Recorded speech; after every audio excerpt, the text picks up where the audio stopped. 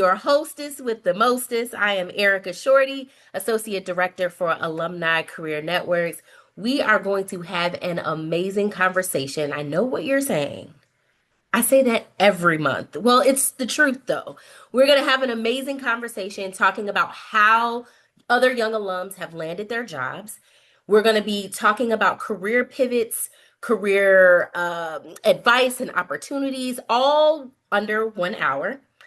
We ask that if you have any questions whatsoever, you can either put them in the chat or there is a little three dot feature where you can click more and hit the Q&A. You hit Q&A, insert your question. One of us will get it and we'll make sure that you get the answer to your question. Okay? So let me check in with the chat. I saw nonprofit checking in. This is great. Nonprofit sector, interested in potentially pivoting towards more strategy-oriented roles. This is great. This is great. Keep them coming. You're putting your industry in the chat or maybe an industry that you would like to pivot into, okay? This is a time to network. This is a time to talk all things careers, and we're going to do just that tonight. Without further ado, though, I am going to bring in one of my favorite young alums, and I also work with her. She's my coworker. Chelsea Savage, class of 2021. She is the Assistant Director for Early Engagement. You all give a Wildcat welcome in the chat, virtually, in the comments, for Chelsea Savage. Chelsea, take it away. Hello, everyone, and welcome to this episode of Chat with a Cat, how I landed my job. So my name is Chelsea, as Erica said, and I'm the Assistant Director for Early Engagement in the Office of oh my God, it's a mouthful, Alumni and Family Engagement at Davidson. And I oversee events and programming for young alums to make sure that we feel connected with the Davidson community.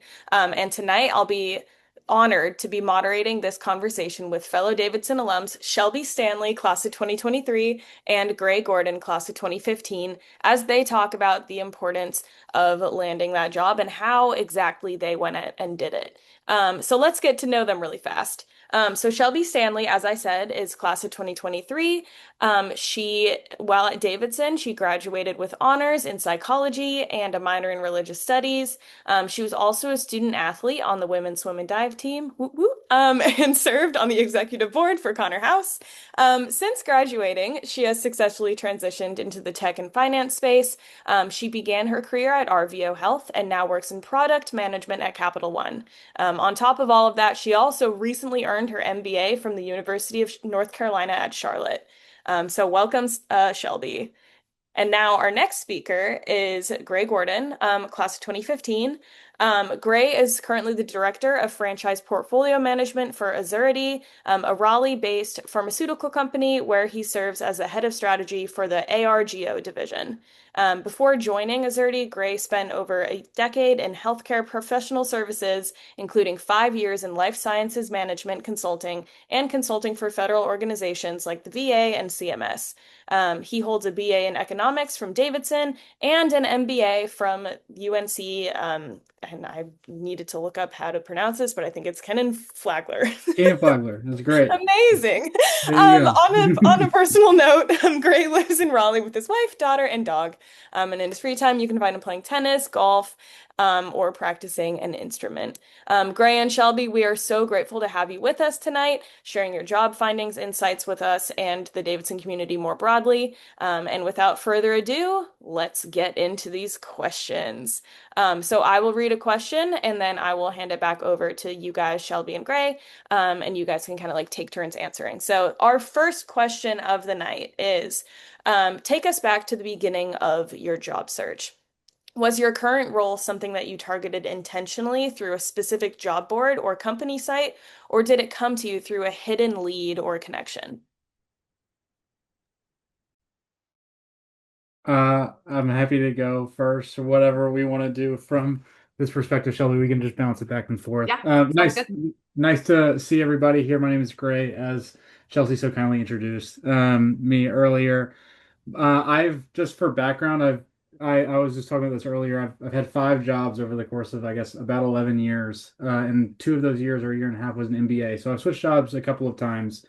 My most recent switch was from consulting to industry, which is kind of like a standard switch. So it's not It's something that's like relatively expected. However, it was still like pretty difficult and pretty elongated from that perspective.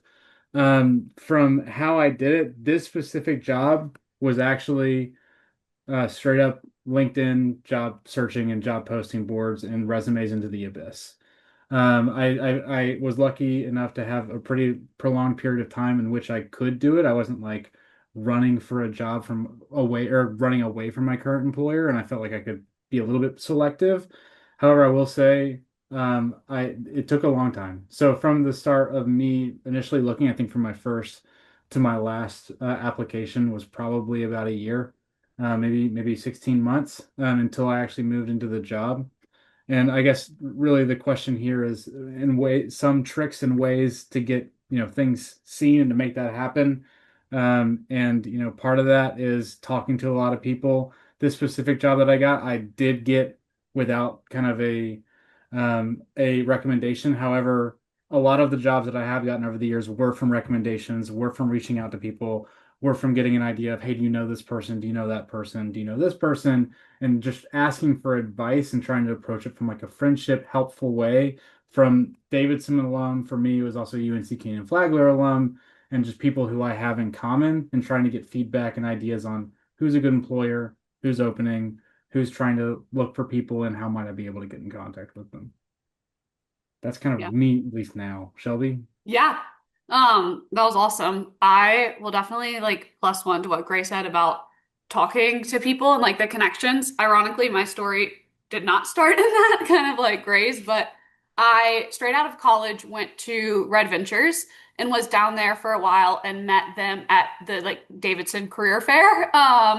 And when I wanted to change roles within that company, I really leaned on what Gray said, where like can you meet people at that company and know the right people? Where, for example, like my first week, my manager at the time asked me what I was interested in. When I explained it, he was like, "You should talk to this girl who I've in a role I've never heard of, like in product management." And I was like, "I don't know what that is."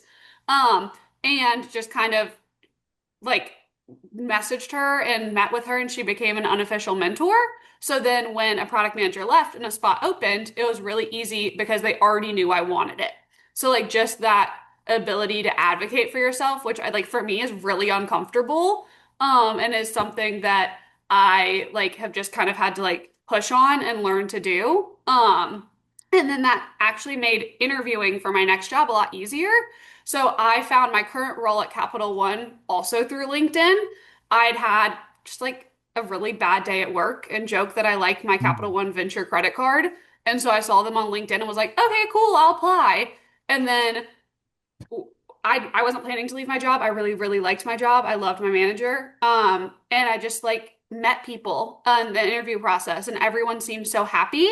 And I think something that isn't like, or that we might get to in other questions, but really just the concept of it ended up being a really big like raise to be at the same level. And the concept of moving jobs to kind of like get what you're worth and understand that that's how you sometimes can make really big like comp raises in your career. So I made the change from healthcare to Capital One banking, and now I'm in commercial banking.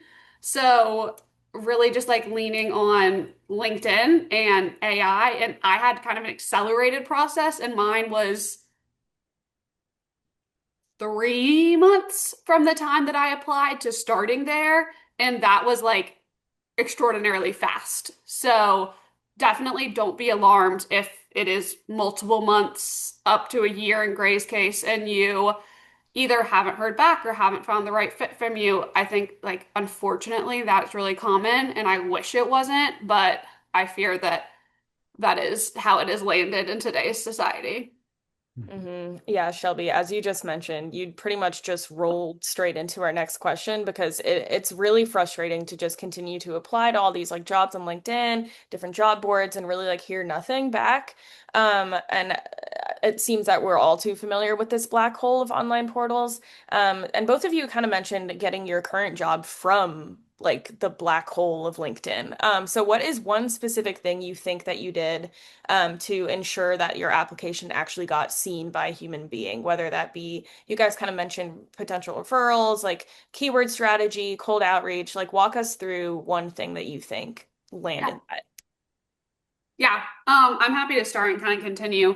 One thing that I did or do is I kind of have like a working resume per se that I would call a page and a half to 2 pages long, where like David said, there's so many different things you do in a liberal arts role, or like as a product manager, there's so many different things I do, and that it might not be applicable to what they're looking for. So I kind of like take that 2 page resume and then the job description that's posted, where like for Capital One, I'm fortunate that they posted really detailed job descriptions of what they're looking for and put them into Gemini and was like, hey, tailor my resume to what they're looking for at this specific job. And like made it very clear, don't say that I've done stuff that I haven't done or like change what I've done, but basically like skim these bullet points down or condense them or choose the like buzzwords that you can tell they're looking for from the job description. And every person, like I did that and had success. Every person that I've told to do that has seemed to be a lot more successful because that's how you can kind of pass the like AI scanners that I know we'll get to in another question. That is kind of one of the features of that endless doom of applying through LinkedIn and Handshake and other online platforms. Yeah, 100% agree. To whatever extent you can tailor every single piece of information that you provide to a company for that company, that will give you greater returns. It's a worthwhile investment. So I think exactly what Shelby said. The thing that I'll kind of editorialize about it is that in the process of reviewing resumes, because I've also been on the hiring process a lot over my time in consulting, um, you like your job is to tell your story as effectively as you can in a period of time that is often really limiting. So a resume, a first introduction, but really what you want to think about is if I'm the hiring manager of this team, how can I create my resume in a way that matches exactly what they're looking for from a, a experience perspective or just what you've done in the past? And then how do you show like really how do you show value in a way that is as tangible as possible? So can you quantify things? Can you provide, oftentimes it's dollar figures of things that you've done in the past or some kind of numerical quantification of this is what I've accomplished in my career and this is how it relates to you. And the other thing that I would say is that one of the ways that has been most effective for me is when a company offers a cover letter, you do it. And that is one of the biggest ways to get a real person's eyes on a cover letter because that's not quite gotten to the AI cutoff yet. And it's also a lot more personal. So you can, in that first paragraph, say, hi, I'm Greg Gordon. My experience is this, and this is exactly why that matches this specific job description. Second paragraph, I've always wanted to work for X, Y, and Z company. Not like that, but like, I really value this company's mission of doing this and how they do it through specific ways.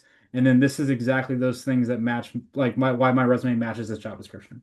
So you're really saying, hey, this is my story. This is why everything that I've done in the past leads up to this moment, right? Which I think is hugely critical, is being able to say all the things that I've done, even if they don't sound like a sequitur, like even all the things that I've done really are preparing me for this new role, and that's why I make sense for this role, is a critical component of selling yourself.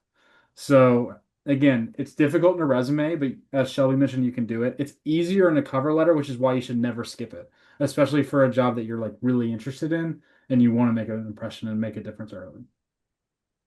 Thank you. Yeah. So, yeah. Wait, Shelby, do you have something to add? Or No, sorry, I was just saying Yeah, yeah. yeah, yeah. No, well, I say yeah too. Thank you both so much for teaching us like strategies to pitch ourselves from the work aspect of things. Let's talk a little bit about Davidson. So, as we all know and as we all really love, Davidson grads are really known for being super versatile. But sometimes it can be a little bit difficult to explain how that liberal arts degree translates to something that might be more technical, like Shelby's job at Capital One. So how did you both pitch your Davidson experience to an employer who, may have not been so familiar with the college? Yeah. Yeah. I remember my first job out of school, and the way that I did it, which was a different time. Obviously, I'm old, but or older. But the I was looking for, again, I kind of did what I just mentioned, and this company was hiring for people with much more quantitative skills than I actually candidly have. And I basically took my last econ project that I had done for regression analysis for econometrics, and tailored essentially like what I did with that project and told them this is like what I can do. I think that's one thing. So whatever you can find that's applicable in any manner, in any way, to push yourself into, again, that job and what they're looking for is vital. And I think the second thing is, try to find that. Secondarily, you basically are relying on the fact that Davidson creates excellent thinkers and communicators. And one of the most critical, actually, I would say the most critical component of any organization is the ability to communicate, more, almost more so than the ability to do whatever the thing is that that organization does, especially when you get to some of the levels that I'm sure you're looking for employment. It's how well can you communicate succinctly and professionally and get your point across, with vigor. And I think Davidson's one of Davidson's goals, and it's sort of strong suits, is the ability to create strong communicators. So relying on that with your good thinking hat on, can, push you a little bit more in that direction, I would say. Yeah. I love that. That's awesome. Um, like +1 to both of those points. I was gonna say something like I have 2 points too. The first one is pretty similar to what Gray said, where we've had very unique experiences at Davidson. Like, regardless of if you like math and quantitative skills, you did at least one math-esque requirement. Regardless of if you like writing, you did writing 101. Like, there's at least kind of one area in each field that someone might ask about that you can lean on. So, for example, I pulled really heavily from like my major, and psychology, I guess, was one of those areas where it's like kind of could be applicable to everything, but is not really the first thing you think of. And so if they asked a quantitative question, I pulled from the lab, like, oh, I did this lab where in, my memory course, we were in charge of creating 4 projects and we did this, and just kind of like explain what a course means. Because at the end of the day, GPA coming from Davidson like can mean something very different than coming from another place. And so it can be kind of not like difficult to speak to why per se getting a B at Davidson is like equally as impressive as getting an A somewhere else. And I think by talking about like how detailed what you were doing in the courses are and kind of giving that insight into, hey, this is what I was doing on the day to day, it helps them understand, oh, wait, they're really good at juggling a lot of different balls because any employer is going to want to make sure you're good under pressure and that you can handle 4 different projects at one time and high pressure and doing this. And any single person that went to Davidson is going to know how to speak to that. So it's just remembering that like what you're going to do in the real world is kind of the same thing you've been doing since you were 18 at Davidson. That's the first point. And then I lost my second point because I didn't have enough caffeine today. So I'm just gonna leave it there for right now. All And if my good, all second point good. comes back to me, I'll let you Yeah. know. You know, if it does come back, we can totally just jump back in. But that was an excellent first point, and it is totally fine. Definitely relatable on the caffeine part. So and it's so important. It's a job search can feel so daunting when you're looking to get to a very specific place, and it's really important to remember that that Davidson degree is something that really does prepare you to succeed in any role. It's just being able to find the little bits and pieces to let the employer know that you Yeah. actually will be able to do this. Also, I remembered my second point out of nowhere. Amazing. Go. I think the second point that I want to highlight is, I think, really unique to Davidson and important to talk about is the ability for Davidson to teach us how to think. That is not common anymore, and I think seems common when we come from like such an intelligent community of Davidson alums. But then I went into the real world and like we'd run into problems. I'm like, I'm so sorry, not to be mean, but like, how do you not know how to think about this? Like, how do you not know how to think through this? And I think that like that is just something that we learn in the classes. We learn how to reason through a problem that we don't know. We learn Mhm. how to think through subjects that are difficult to us because they're a requirement. And really being able to speak to how you can work through problems and how you've learned to think and reason and ideate is another point that is Yep. pertinent to Davidson that is worthwhile calling out because if someone doesn't know what Davidson is and you explain that, they'll be like, oh, wait, that's so awesome that they know how to think and they know what to do when a challenge arises or they're uncomfortable. Oh my gosh, wait, tell me more about this Davidson career. Yeah. And I'll add on to that. Critically important to show, not tell when Yeah. you're in those moments, right? So like it's if you find yourself like having to defend Davidson, you're like on the back foot. You want to show that you've done this really cool thing and you were able to do that through, you can throw out like it was through the opportunities that Davidson gave to me, I was able to do X, Y, and Z, and that helped me become, A, B, and C person. Or like this type of leader, this type of communicator, this type of thinker, as Shelby, you were mentioning. Yeah. So absolutely like a vital thing to be able to demonstrate that. And then again, if you're in a conversation where it's like, well, tell me about your undergrad, then you can say, I was able to do all these extraordinary things that show who I am as a person, who helped me develop who I am as a person now. And again, why I'm the perfect fit for your job in a way that's less corny than how I just demonstrated. No, And I love that. saying it like, and this is, one of the things that Davidson taught me, and that's why I'm appreciative of X, Y, and Z. I mean, things like that, I would say.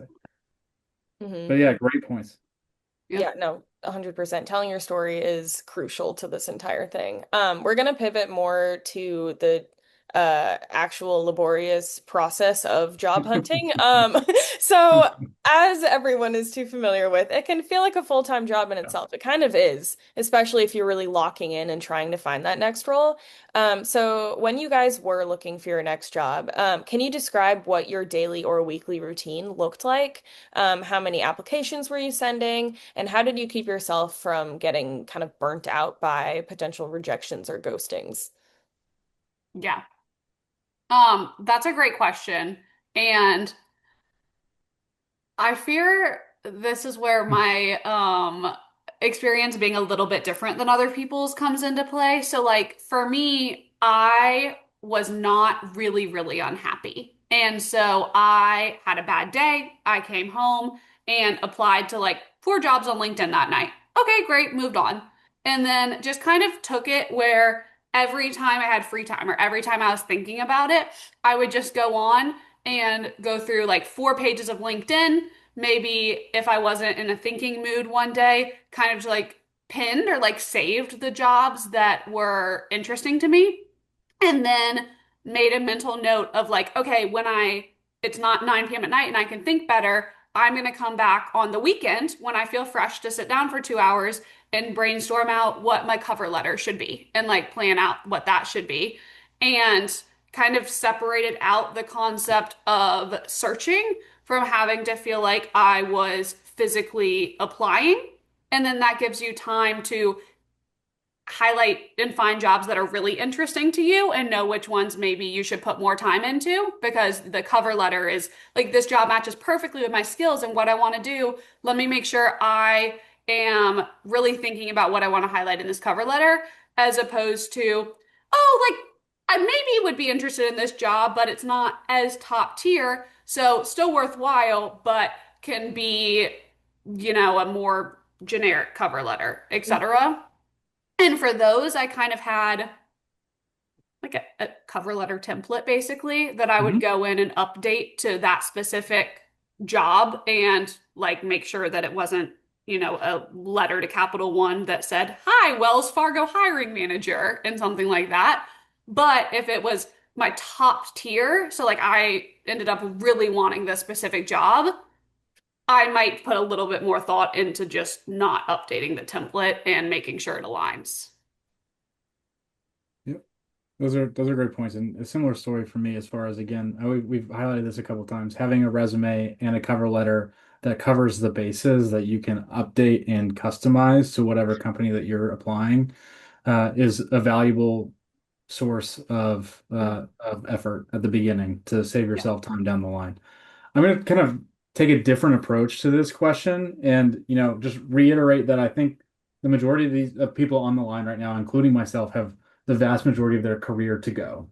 So I'll say that like one piece of advice that is maybe not like immediately useful or maybe not immediately applicable, but could be, and it doesn't work for everybody, but like you think about where you want to be when you're 60 or you're 55 in your career, like where you want to end your career, or maybe even mid 40s or whatever it may be, like what your goal is, and look for those people on LinkedIn. Like go find them. Like you want to be the C, like for me, it'd be like you want to be some, VP level or whatever level in like a pharmaceutical company or a strategy consulting company that's in the life sciences sector or somewhere in healthcare. Like I'll go find a bunch of those people on LinkedIn and I'll look and see what they did. And like I'll look and see what their career progressions were because it's all publicly available information. And then you can see, all right, so like, how did they get there? How did they get there? How did they get there? How did they get there? Oh, are there some patterns that I'm noticing? Oh, maybe they all started and they all did this, or a lot of them did this, but some of them did that. And like, in what ways can I do that? Now, of course, not all of us are, and me too, when I was in, earlier, like know what we want to do, and I still don't know what I want to do when I grow up. But like, you can still consider some jobs that are interesting in the long run and seeing are there any Davidson folks? Are there any, other alumni networks that you have because you've gone to professional schools or high schools or whatever it is that have people that try and talk to them and say, hey, what are your advice for these things? I actually did do that in some of my searches because my last search was from consulting to industry and I wanted to see what people had done before because that was a pretty well treaded path. Um, but before then, I mean, I also did, again, what Shelby had mentioned. I looked up jobs. I tried to, again, apply for those jobs that match my criteria as best as possible. And as Erica mentioned in the chat, like those companies that I like and I trust and I like think well and highly of and try to understand, okay, what's their corporate culture? What are they looking for? What do they value? So that when I get into a room with somebody, if I have that opportunity, I am on my game. I know exactly what they're doing. I know what they're doing and why they're doing it. And I have a good idea of how to communicate, again, my story in the background of why my story makes sense for your company at this time right now and why we both work together and why it's perfect fit.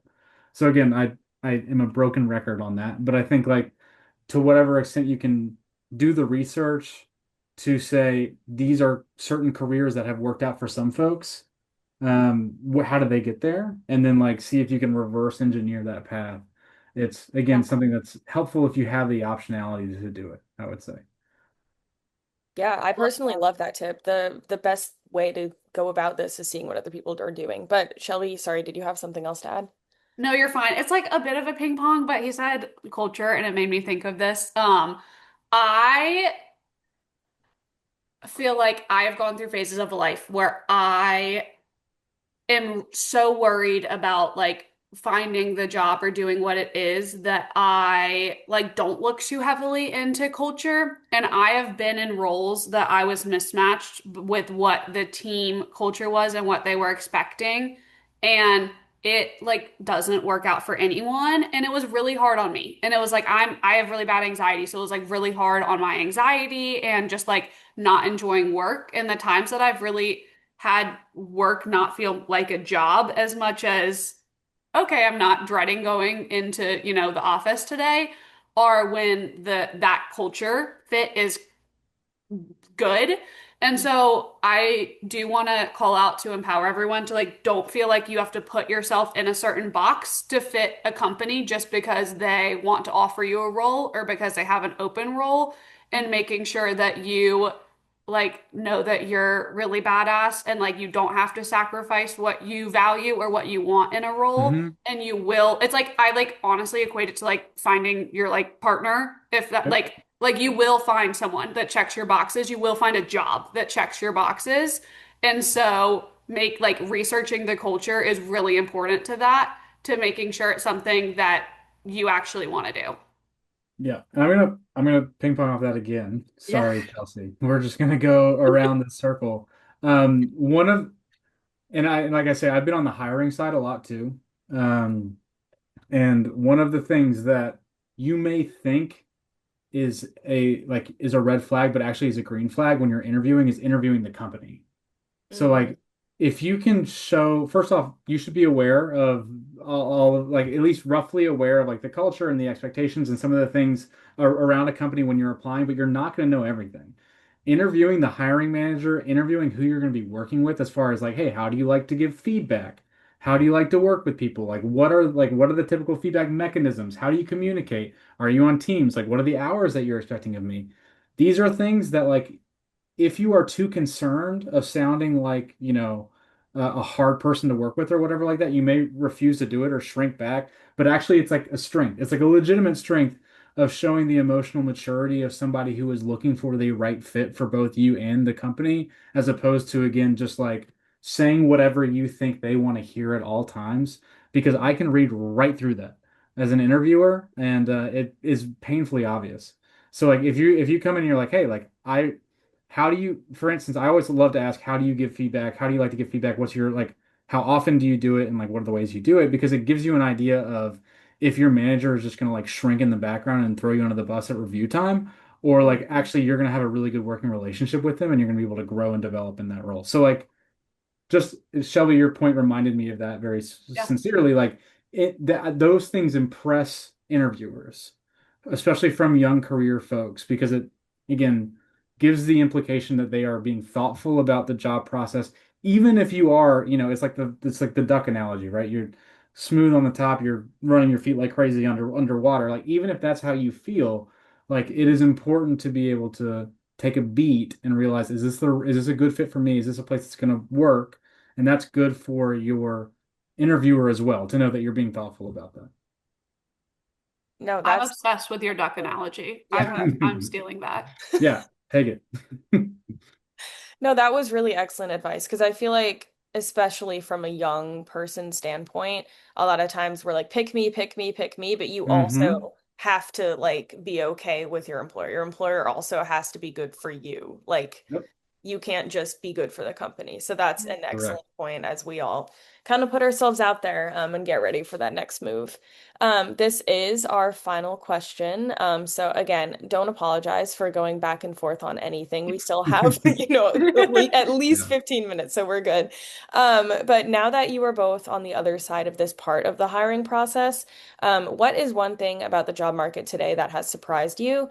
Or, and you've given so many pieces of advice, but what's one other piece of advice that you'd give to a cat who's currently 5 minutes away from hitting submit on that application? Yeah.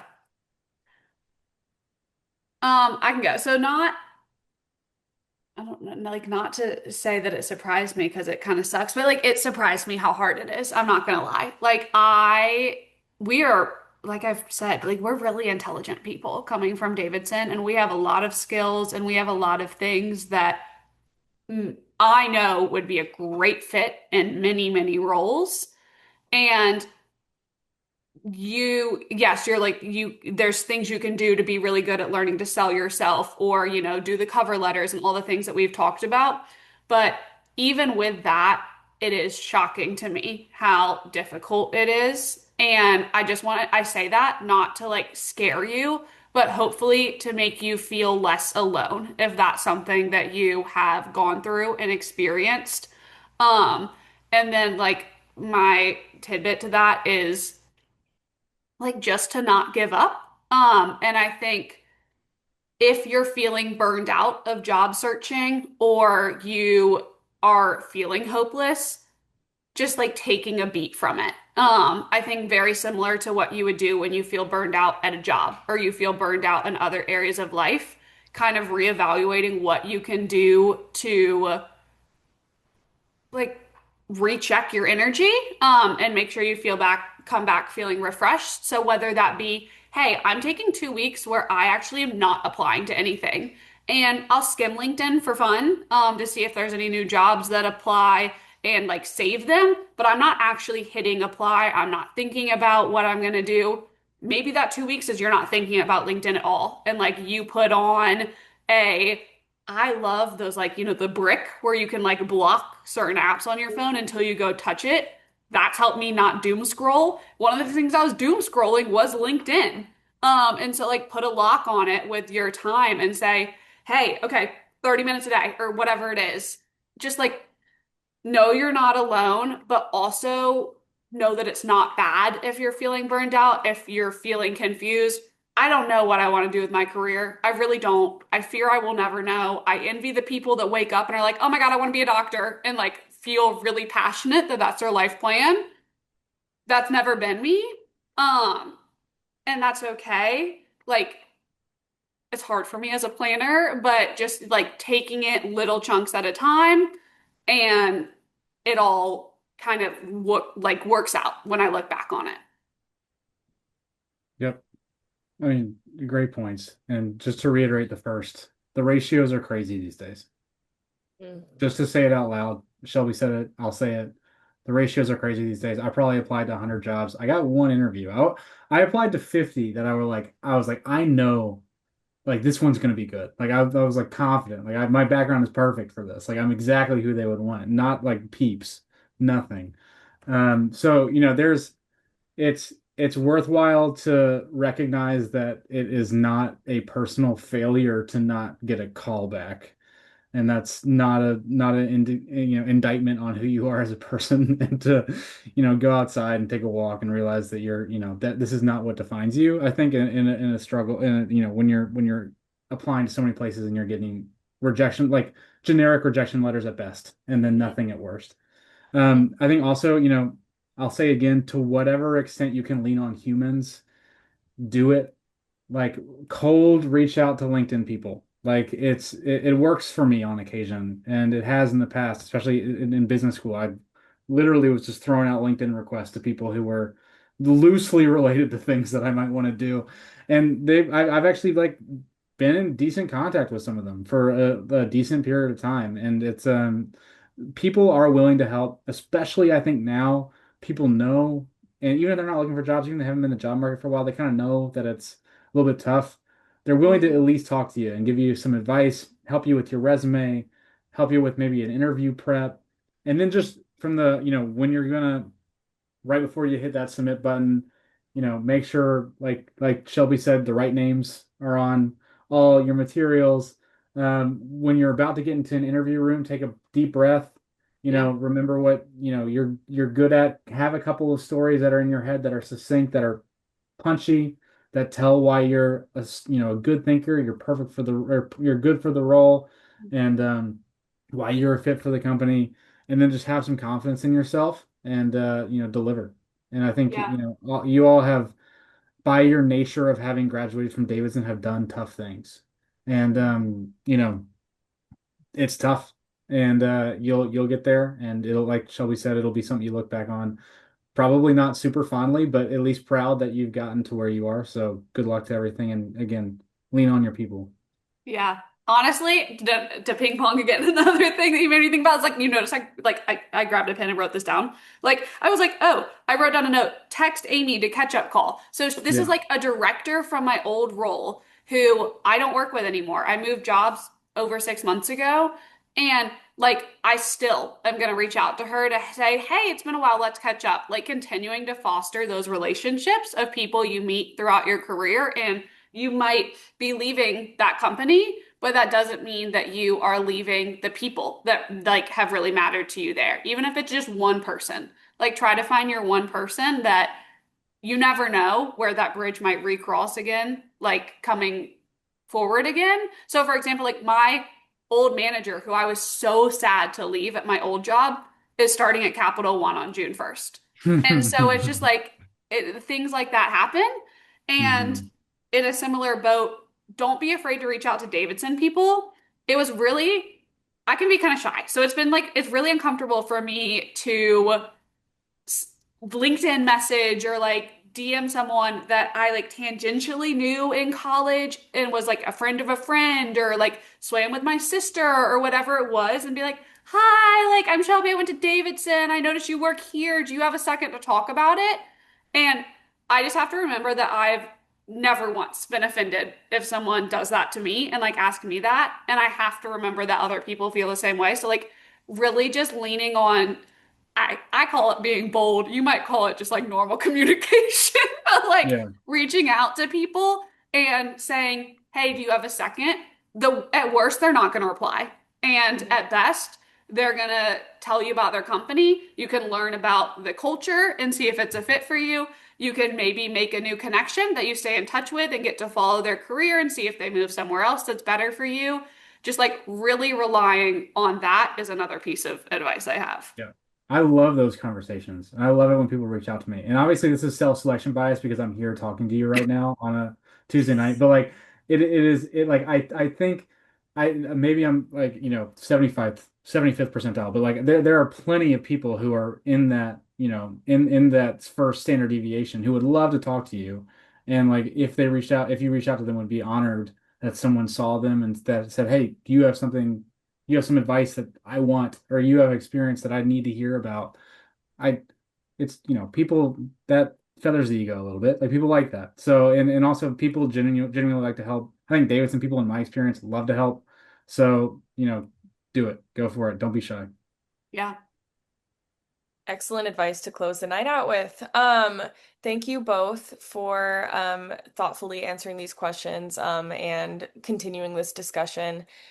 We don't have any questions in the Q&A box, and I haven't seen any in the chat. So I would like to invite anyone and everyone to either ask questions, like unmute and ask them, raise your hand, put them in the chat.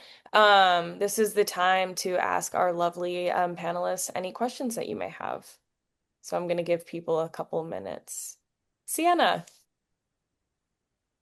Thanks, Chelsea, and great to see you, Shelby. Actually, my questions tonight are for you, Gray. I'm Sienna, class of 2022, former Davidson swimmer too, so go Cats there. I'm getting my PhD right now at Emory in epidemiology, Department Public Health World, and Yep. have done a good amount over the last year thinking about pivoting from my dream of academia into industry and the private sector and pharma, and have been working at Merck and Gilead. But you probably know a lot more of the business and strategy component of all those roles that I've been trying to learn.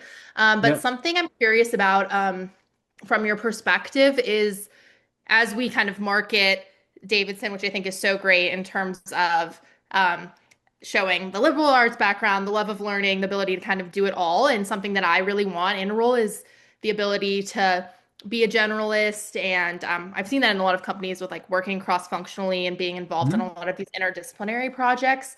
But during the interview process, I worry that my story, and I've gotten some feedback on this, like often comes across as maybe too broad or a little too all over the place. And so, how do you recommend balancing what is our liberal arts education with like subject specific expertise and kind of having that specificity and intentionality throughout your responses to get like a good mixture kind of both of those areas of your background?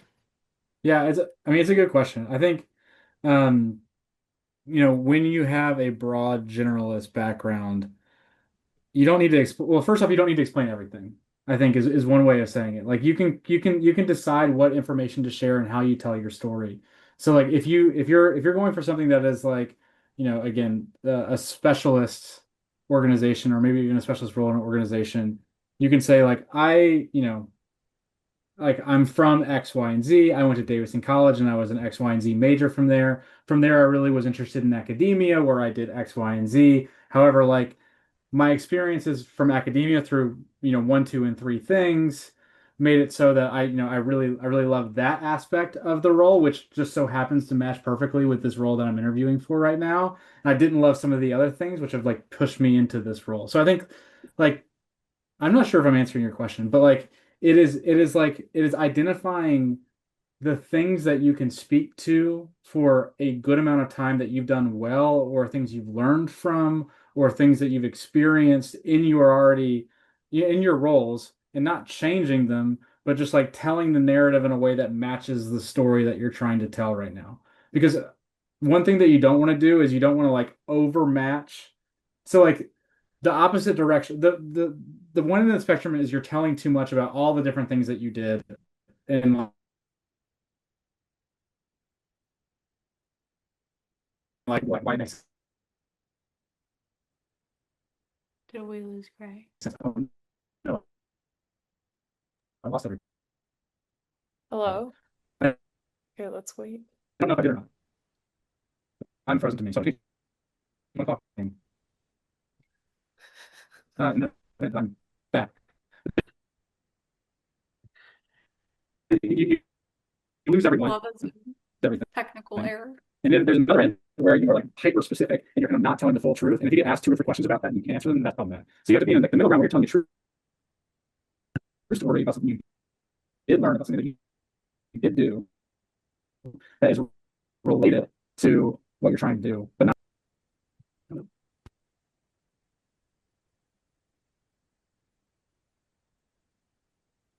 Okay, let's give him a second, maybe.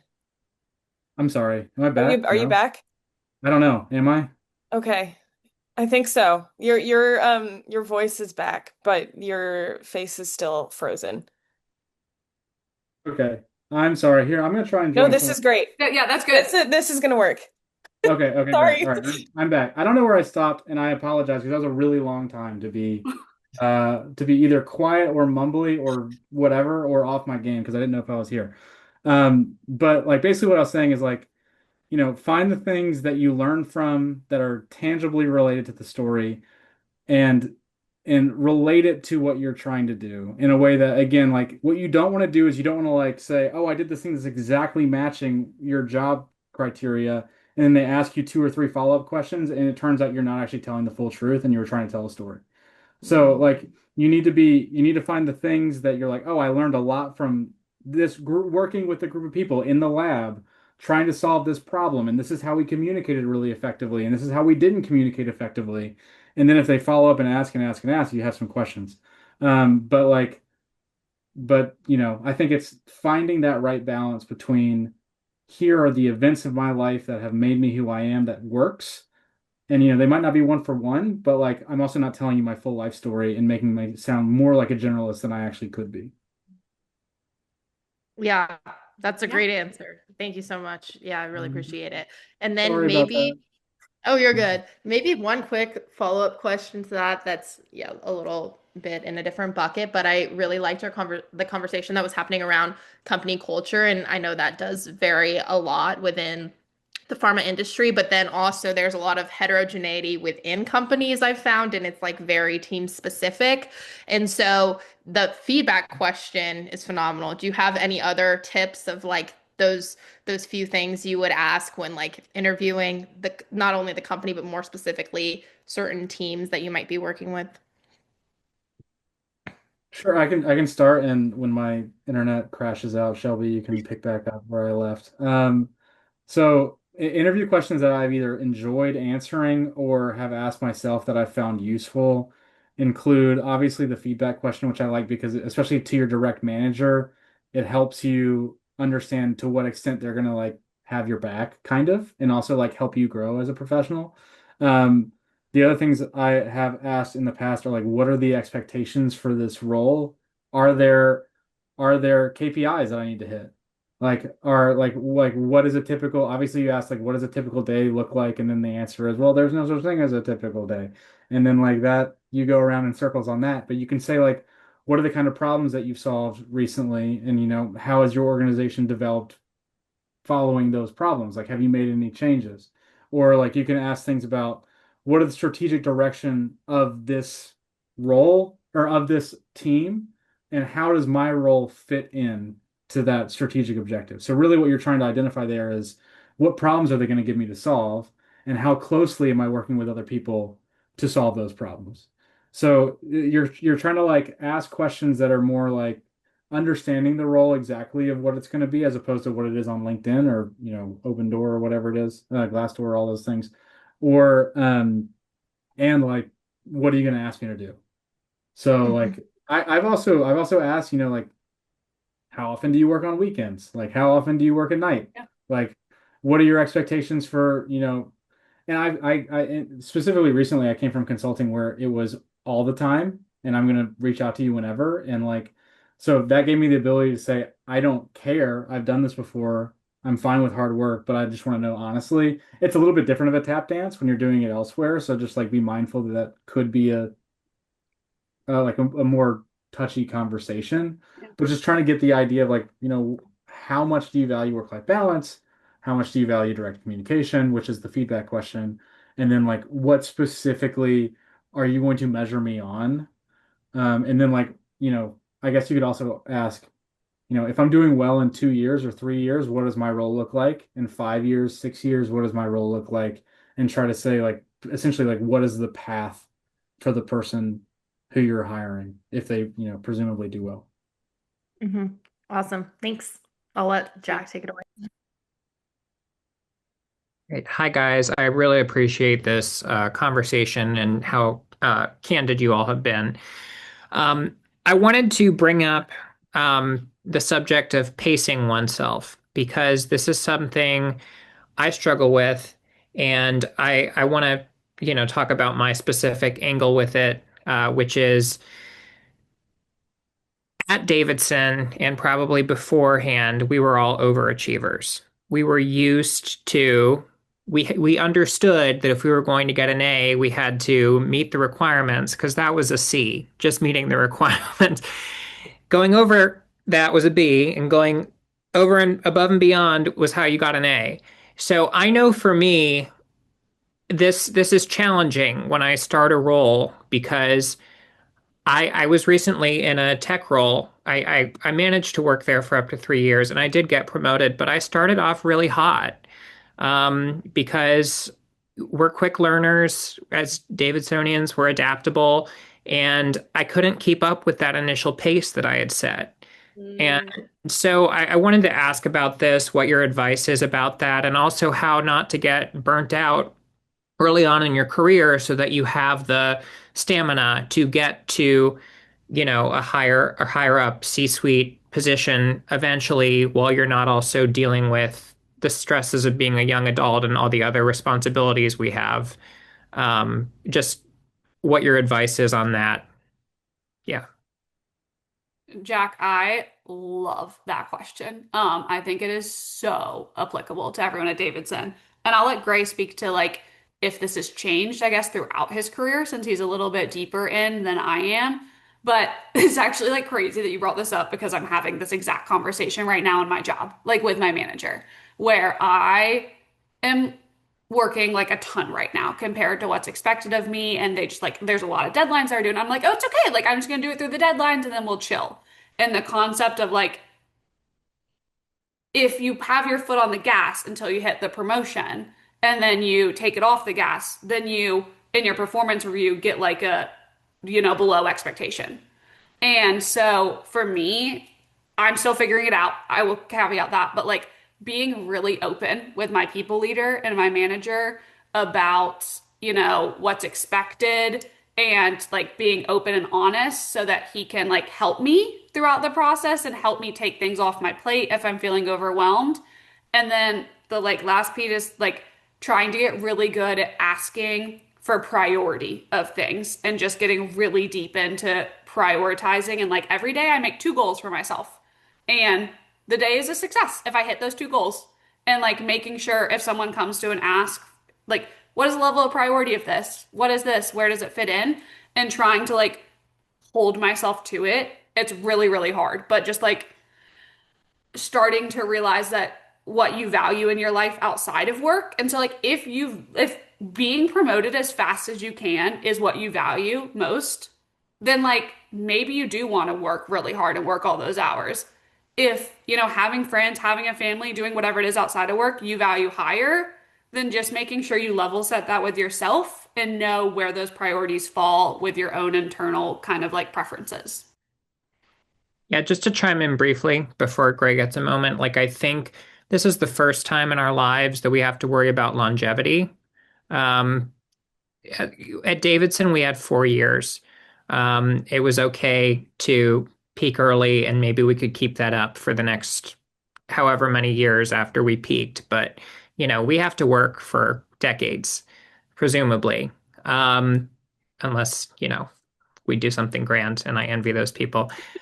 But yeah, with that in mind, and Gray was alluding to that earlier, um, when longevity is the goal, can you take this question from that approach? Yeah. I have some thoughts on this, and I can see my camera jumping around. So if I don't know, we'll figure it out. If I cut off, I'm sorry. Um, I'm terrible at this. This is how I'll start this. I am very bad at this, as I've alluded to already in this conversation. I for the last 5 years worked at a completely uh, unsustainable rate. And I have two things to say about this. Is that one thing is I knew it was a season. Like you mentioned, Davidson was a season. I knew what I was doing was a season. So I decided to go into consulting, pretty sure that it was not going to be my life and that this job was going to give me the skills as well as the acumen and the resume technically to like go and do what I'm doing now. So part of my transition from consulting to industry was a thoughtful one of, hey, like I'm now married and I have a kid and like I got a dog and like as Shelby was alluded to, my priorities have changed as far as how I want to spend my time. And I also recognize that like I partially did sacrifice a lot of the last 5 years of my personal life so that I could potentially make this transition. So like that was kind of a known thing. Um, so I think hopefully you recognize that there are seasons and in a career project, like in a career perspective, a lot of those people who, as you've alluded to, are C-suites and have a lot of experience, just have a significant breadth of experience. They have 20, 30 years of working in a specific area. And by the power of longevity and of knowing and being in so many problems, they have a lot of experience. So earning that experience hopefully will allow you more optionality, which is where I've now like tried to put myself. I'm not sure if I'm exactly there yet, but like that's what that did to me. The other thing I would say on a more tactical front, and Shelby was much better at answering this than I did, is that typically speaking, if you have a mediocre to bad manager, which I would say are the majority of potentially managers, you can always go up, but you really can't take back. So like it's important to, kind of when you're joining a place, and I think you recognize that maybe you made this mistake, is if you go all in, which you should do to some extent at the beginning to make sure that you're like a good functioning member of the team, but you should also do your best to like establish some set of working boundaries that are recognized. Because like I say, it's much harder to say I'm not going to respond at 8 or 9 at PM anymore. It's a lot harder to say that than it is to just never do it in the first place. And it's a lot harder to not get on a Saturday or Sunday call in the first place than it is to say I'm not going to do that anymore and take that away. So it's a dance and it has to be a thoughtful one. And there's some give and take to it, but like to some extent, whatever you can do to establish normalcy and like expectations, which is why I say start in the interview process. So you can say, hey, like in the interview, you mentioned that you didn't do this. So like what's happening now? Is this normal? Is this abnormal? Like tell me what to expect. And that conversation is much more grounded when you start it earlier. So Thank you both. I appreciate that. Yeah, that was excellent advice. We have time for one final question, and Ella told me in the chat that she has one, so I'm going to pass it off to her. Thanks, Chelsea. Um, So I have worked my career so far in the nonprofit sector. I'm class of 2017 Davidson alum. And when I did my Davidson Impact Fellowship, I thought that the nonprofit I worked for was extremely dysfunctional and it was going to be the most dysfunctional organization I'd ever worked for. Lo and behold, now a decade later, I'm back at that organization as the most functional and enjoyable of the three or four nonprofits that I've worked at since. And I think one of my biggest skill adds, which I think is true for Habitat people, or for, well, I work for Habitat for Humanity International, is true for Davidson people, is adaptability and that kind of stick to itness and push through. Um, so I'm wondering, particularly in your interview experience, how have you leveraged or seen people appropriately leverage um, experience navigating toxic work environments or problematic managers in a way that is professional and doesn't kind of set the wrong tone for your engagement, but at the same time speaks to, a real genuine skill set that in some industries in particular is the make or break thing for somebody being successful in a role. Yeah, that's a great question. And I'm actually like selfishly curious to hear what Gray says about this too, since he's been on hiring boards more than I have. But I was in one of those situations that was I had an extremely toxic manager in a like very bad situation. And I'm not gonna get on an interview call and like, I mean, this is a safe space for lack of better words, be like, yeah, my manager was really sexist and we didn't get along. Like, I'm not gonna say that. And so it's all about oh, like, why do you want this job? Or like, why are you leaving your current role? And talking about how it it wasn't a fit for me with what that team or that organization valued and what I valued and what I'm looking for in an employer. Um, so like long term, it wasn't going to be something that was sustainable for me. But I am really glad that I was part of it because I learned XYZ things. And that could be how to disagree with someone. That could be how to, handle like for my company and my role, one thing is like it can be emotional per se when I'm dealing with a lot of people. So like I spoke to that I learned how to like handle my emotions and make sure that I was making, objective judgments or whatever it was. So just kind of acknowledging that it wasn't a fit. I didn't have to dive too deep into it. No one's ever asked me to elaborate, but then transitioning to that to, and here's why it helped me or why I get to kind of highlight why I'm great in another way and pivot it, if that makes sense. 1,000%. It's like, and this is gonna sound funky, but like it's like when like the common joke of if you go on a date and the person is like, oh, all my exes are crazy, then that person's probably like, the person that you want to look out for. Like you don't want to speak ill of your current employer or your former employer or anything like that when you're doing a resume. You want to be polished and positive at all times. I think so like why are you leaving? You're not like, well, you can say like, I'm looking for another opportunity. Also, I'm looking for a better culture fit and like or like looking for a better, X, Y, or Z than my current job. And that's fine. But you would never say like, hey, my manager is terrible and is awful, even if they are, as Shelby mentioned, like objectively like net bad. What you can do is if they're asking those classic, like, tell me about a time that you didn't agree with your manager or something like that, or you had a problem in the workplace, you can talk about, as Shelby mentioned, and I'll repeat, communication. So I learned how to communicate with people who we did not initially communicate well. And I learned how to change the way that I approached this interaction, whether it was I always reached out to them through Teams, they never answered. So then I, went to email, or I learned how they preferred to communicate and I adapted. Or it's there were always fire drills. And I recognized that there were always fire drills and everything happened. So I created a calendar that we all worked on that made sure that we were planning in advance for things so that there would never be surprises. And like those kinds of stories allude to the fact that you were dealing with a challenging situation. And they also allude to the fact that you're positive about it. And instead of just being like, oh, it was awful, and that's why I'm leaving, you were part of the change to make it a better work environment. Because especially when you get more and more into your career, and even really honestly, at any point in your career, you should recognize how big of a part of the culture you are in your team and how much you can influence your culture, even at the very entry level of your team, if you approach it with some structure, positivity, and thoughtful communication. And that's what you're really trying to show, in my perception. No, that's awesome. Yeah. Yeah.